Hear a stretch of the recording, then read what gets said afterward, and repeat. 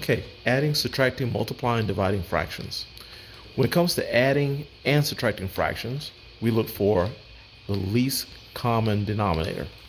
So we'll look for the LCMs by using the multiplication tables for 10 and 4. So for 10, that'll be 10, then 20, 30, 40, and we'll stop there.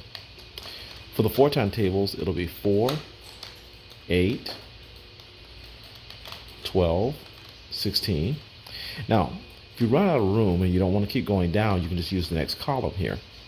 So we have 16, and then comes 20, and then 24, and then 28. So you can just use columns here to keep going. Now, let's see what matches, and already see a match here. There's 20 and 20. So for the 10 time tables, this is 1, 2, so that's times 2 below, and also times 2 above. For the 4 time tables, this is 1, 2, 3, 4, and 5. So this will be times 5, and then times 5 here. Now, let's go ahead and multiply those and see what we get. 9 times 2, 18. 10 times 2, 20. 3 times 5, 15. 4 times 5, 20. So your common denominator is 20. And you add the numerators, and we're going to get a 33. And there's no greatest common factor with these two, so there's nothing to divide by, so this is simplified. Let's go here. Okay, the common denominator for 10 and 6. Let's see. 10 time tables will be 10, then 20, 30, and 40. 6 time tables will be 6, 12, and 18, 24, 30, 36, and 42.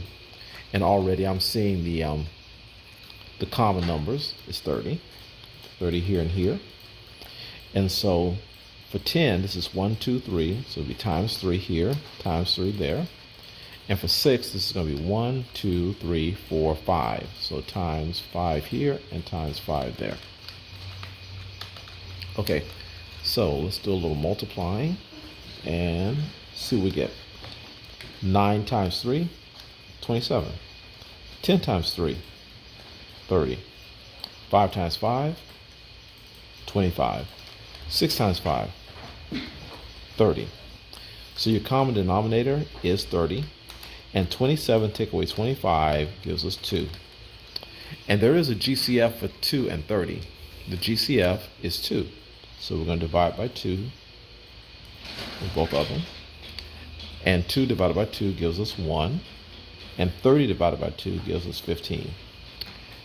Okay, now let's try the multiplication. The multiplication, the rules are pretty simple. For multiplication, we don't need to find the least common denominator. We just simply multiply numerators and we multiply denominators. So 9 times 5, that's 45. And 10 times 6, that's 60. Okay, now the greatest common factor with these two, both of these can be divided by 5. So let me put a divide by 5 here. And we're going to simplify these two. See what we get. So 45 divided by 5, that's not bad, that's 9. 60 divided by 5 is going to be, I think that's 12. Yep, it is 12. Now, there's still a GCF or a common factor with 9 and 12. So let's put 9 and 12 here. And the common factor is 3. So we're going to divide also by 3. Okay. And so 9 divided by 3 gives us 3. And 12 divided by 3 gives us 4. Now, when it comes to division, we have to use the rule keep, change, flip. So we're going to keep the 9 over 10, but we're going to change this to multiplication. And we're going to flip this to 4 over 3.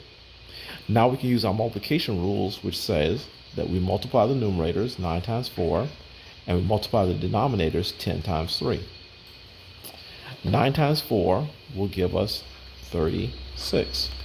And 10 times 3 gives us 30. I'm going to write 36 over 30 here so we can divide by the greatest common factor, or at least attempt to. I think I can divide both of these by 6. Yeah, I can divide both of these by 6. So that'll be the greatest common factor. So divide by 6, divide by 6. And the reason why I knew I could divide by 6 is because I can divide 36 and 30 by 3, and I can divide 36 and 30 by 2. So we can divide by 6. 36 divided by 6 is 6, and 30 divided by 6 is 5.